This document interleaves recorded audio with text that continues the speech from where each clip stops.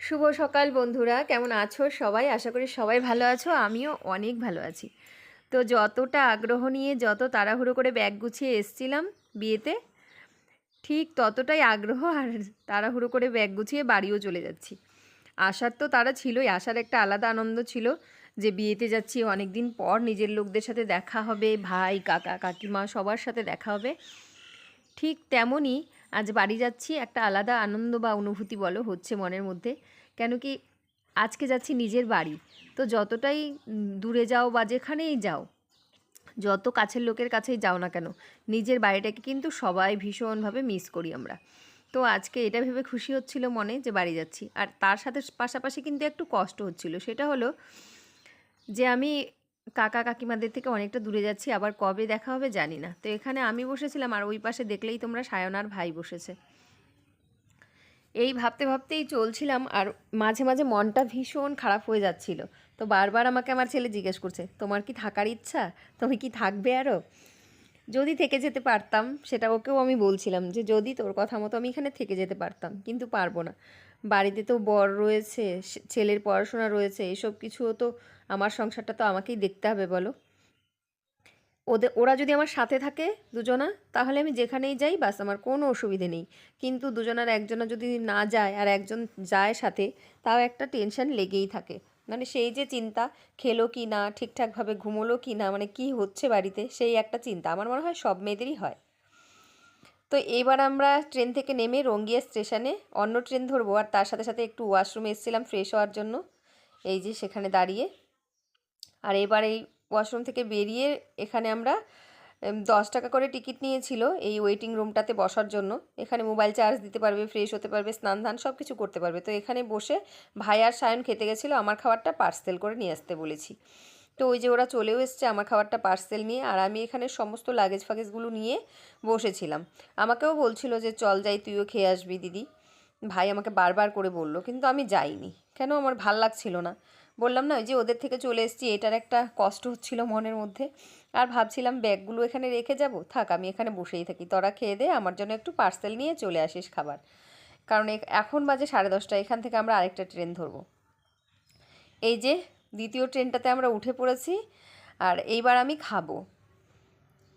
এটাতে কিন্তু বেশ ভিড় ছিল।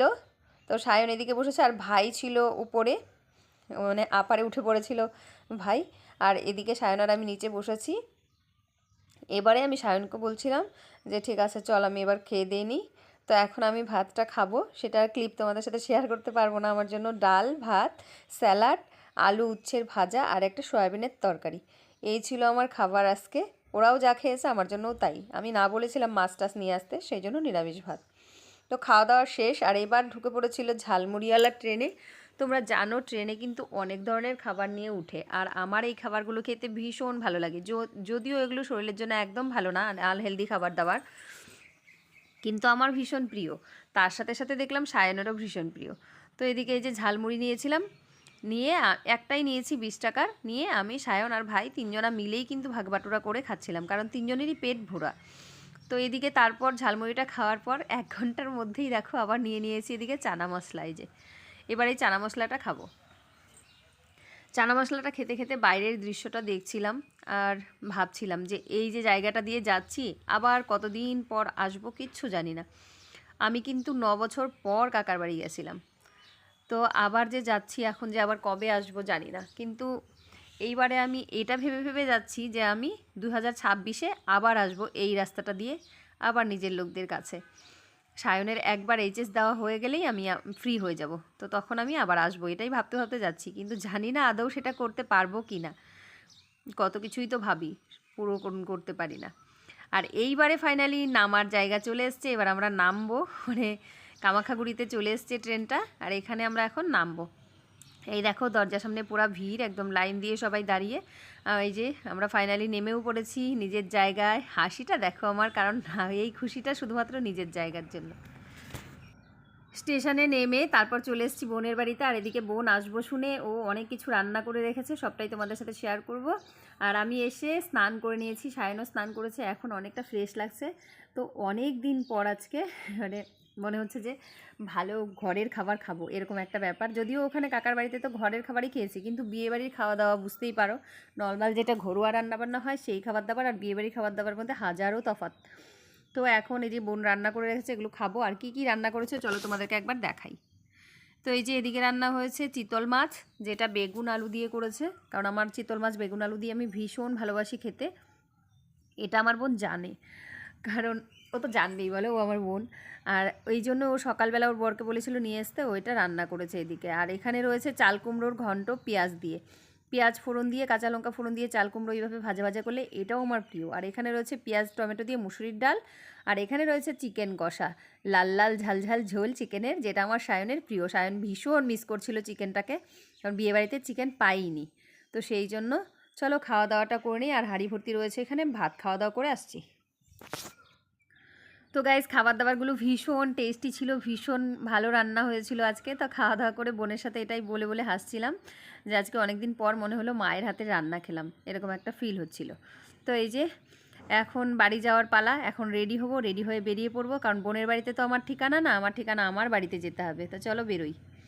তো গাইজ এই যে বেরিয়ে টোটোতে বসে পড়েছি, আর টোটো করে যাব বারোবিশা অবধি, বারোবিশার থেকে তারপর বাস ধরবো, কারণ এখান থেকে আর সাফারি বা বাসে উঠলাম না, এখান থেকে টোটো নিয়ে নিয়েছি।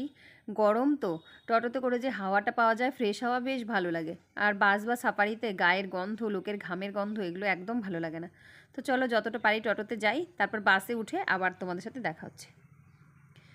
গাইজ ফাইনালি বসে পড়েছি বাসে, টোটো ছেড়ে দিয়েছি আর এখন বাসে উঠে বসলাম, কারণ আর তো টোটো করে যাওয়া যাবে না, এখান থেকে আমার বাড়ি অনেক দূর এখনও। তো সেই জন্য বাসটা পুরো ফাঁকা। দেখো এখানে আমি বসেছি আর সায়ন চলে গেছে ওই পাশে, তোমরা তো দেখলেই। তো দুজন মা বেটা দুজনে বসে পড়েছি, এখন বাড়ি যাব। আর এদিকে বাড়িতে সায়নের বাবা 2-3 বার ফোন করলো যে রান্না করব রান্না করব, কারণ যেহেতু এখন 6:30 বাজে, অনেকটা রাত হয়ে যাবে, আমরা বাড়ি যেতে যেতে 8:30 বাজবে। তো সেই জন্য বলছিল রান্না করব, আমি বললাম হ্যাঁ একটু সেদ্ধ ভাত যদি করে রাখে তাহলেই হয়ে যাবে। ও বলল যে না, আলুর চচ্চড়ি আরও কী কী হ্যানত্যান রান্না করবে বহুত কিছু। আমি বললাম ঠিক আছে করো তাহলে, আমি আসছি, আমারই ভালো হবে। যদি রান্নাটা বাড়ি গিয়ে না করতে হয় তাহলে কতটা ভালো লাগে। আর এটা আমার সৌভাগ্য বলতে পারো, আমি কোথাও থেকে যদি ঘুরে আসি আমার বাড়িতে সেদিন আর রান্না করতে হয়ই না, কারণ ওর বাবা করে রাখে, সেদিন সেদ্ধ ভাত হলেও করেই রাখবে, তাহলে আমার আর ওই দিন করতে হয় না। চলো বাড়ি গিয়ে কথা হচ্ছে। তো গাইজ দীর্ঘদিন পরে এই বাড়িটাতে আসলাম, মানে কি বলবো, এতটা মানে লাগছে নিজের কাছের, মানে তোমাদেরকে আমি বলে বোঝাতে পারবো না। ভীষণ মানে ভীষণ ভীষণ খুশি লাগছে, মনটা একদম ভীষণ খুশি লাগছে। অনেক দিন পরে, আমি আজকে 7 দিন পরে আমার ঘরটাতে ঢুকলাম, ঘরে ঢুকে মার ফটোটা দেখলাম। এই যে যদিও এটা আমার মার ফটোটা আমার মোবাইলে ওয়ালপেপারে লাগানো, কিন্তু তাও ঘরে ঢুকেই দরজাটা খুলে আমি মায়ের ফটোটা দেখি, বাবা লোকনাথকে দেখি, মানে সব কিছু এই বাড়ির ইট বালি পাথর সিমেন্ট থেকে সমস্ত কিছু আমার নিজের, আমার আপন। তো কি বলবো তোমাদেরকে বলে বোঝাতে পারবো না, এতটা ভালো লাগছে। সে বলে না মানুষ যেখানেই যাও, যত দূরেই যাও আর যত রাজপ্রাসাদেই যাও না কেন, নিজের বাড়ি তো নিজের বাড়ি, নিজের ঘর তো নিজেরই ঘর বলো। নিজেরটা তো একান্তই নিজের। ওটাও নিজের বাড়ি ছিল, আমার কাকার বাড়িটাও আমারই বাড়ি, বাবার বাড়ি, কিন্তু তারপরেও এটা তো আমার নিজের বাড়ি বলো, এটা আমার শেষ ঠিকানা। তো মেয়েদের জন্য শ্বশুরবাড়িটা তার শেষ ঠিকানা, তা আমার জন্য আমার এটা শেষ ঠিকানা। আর এই যে ঘরটা দেখতে পাচ্ছ না, এই যে ঘরের ওয়াল, এই সব কিছু আমি তিল তিল করে গড়েছি। মানে এবার বলবা তোমরা যে গড়েছে মানে মিস্ত্রি গড়েছে, কিন্তু ওই যে দাঁড়িয়ে থেকে জল দেয়া পাথর দেয়া সব কিছুই নিজের টাকায় বা নিজের খুশিতে নিজের হাতের তৈরি, সেই রকম একটা অনুভূতি। তো এটা তো একান্তই আমার, সেই জন্য এত ভাল লাগছে ঘরে ঢুকে, আমার সব জিনিসগুলো যেন একটা নিজের একটা গন্ধ পাচ্ছি আমি, খুব ভাল লাগছে। তো চলো আসলাম। আর তার থেকেও খুশি যেটা, সেটা হলো সায়নের বাবা রান্না করে রেখেছে, সমস্ত কিছু ক্লিন, কিচ্ছু বাড়িতে একটা কোথাও ধুলোবালি কিচ্ছু নেই। এই দেখো রান্না করে এনে এই যে ভাত ডাল ছোটো মাছের চচ্চড়ি রান্না করা রেডি। বলছে যে খাওয়া দাওয়া করে হাত পা ধুয়ে, ও আমাকে বলছে এখন যে ফ্রেশ হয়ে খাওয়া দাওয়া করে শুয়ে পড়ো, আর উঠতে হবে না, আজকে আর কিছু করার নেই, কালকের থেকে তুমি তোমার সংসারের হাল ধরো। তো এই প্রথমবার আমি কোথাও মানে একদিনের জন্য যদি বাড়ি যাই, এসে তো তোমরা দেখোই কী অবস্থা হয়ে থাকে, এই প্রথমবার যে আমি এত লম্বা মানে 7 দিনের একটা ছুটির পরও ঘরে এসে ঘরবাড়ি একদম পরিষ্কার পেলাম, তার জন্য আরও বেশি খুশি লাগছে মনটা।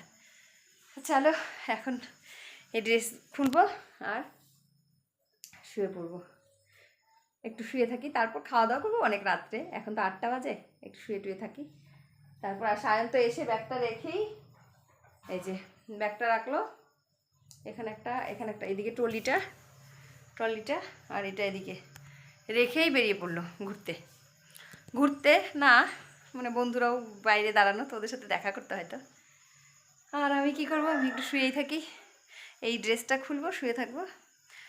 যেহেতু বোনের বাড়িতে ঢুকেছিলাম সেই জন্য একটুখানি ফ্রেশ লাগছে, নয়তো বাড়িতে এসে সমস্তটাই তো স্নান বা খাওয়া করতে হতো, ওটা তো ওর বাড়ি থেকে করে আসাতে এতটা ধরো খারাপ লাগছে না, আমার ভালোই লাগছে। ফ্যানটা চালিয়ে দিলাম, চলো ড্রেসটা খুলে তারপর আসছি। গাইজ আমাদের রাতের খাবার দাবার শেষ। রান্না করেছিল আলুর চচ্চড়ি, আলু পেঁয়াজের চচ্চড়ি, মুসুরির ডাল আর ছোটো মাছের একটু চচ্চড়ি ছিল, ওইটা আমার যা দিয়েছিল, আর ডিমের অমলেট। আজকে রাত্রে আমাকে কিচ্ছু করতে হয়নি, সমস্তটা সায়নের বাবা করে নিয়েছিল, আর সেটাই খেয়ে দিয়ে নিয়েছি। এখন শুয়ে পড়বো, এদিকে মশারি টানানো কমপ্লিট। এই দেখো মশারি টানিয়ে টুনিয়ে গুছিয়ে নিয়েছি, আর বেশি রাত করব না, এখন শুয়ে পড়বো, কারণ বিয়েবাড়িতে তো প্রচুর ঘুম নষ্ট হয়েছে। এই 7 দিনের ঘুম মেকআপ দিতে আমার ধরো 1 মাস লাগবে, তারপর গিয়ে ঘুম পূর্ণ হবে। তো চলো খাওয়া দাওয়া শেষ, এখন শুয়ে পড়বো। সবাই ভালো থেকো, সুস্থ থেকো, আর নিজের খেয়াল রেখো। টাটা। কালকের থেকে নর্মালি ব্লগ শুরু করব। মানে বিয়েবাড়িতে তো ব্লগ করিই নি, 2 দিন করেছিলাম, যাওয়া আর আসা, আর মাঝখানে যে কদিন ওদের বাড়িতে ছিলাম 6 দিন, সেই 6 দিনে কোনো ব্লগ করিনি। তো কালকের থেকে আবার ডেলি ব্লগ শুরু করব। টাটা। প্রচুর ব্লগ জমা হয়ে আছে, সেগুলো আপলোড করতে হবে। এইটাই কালকে করব, তারপর থেকে আবার নতুন আগেরগুলো করব।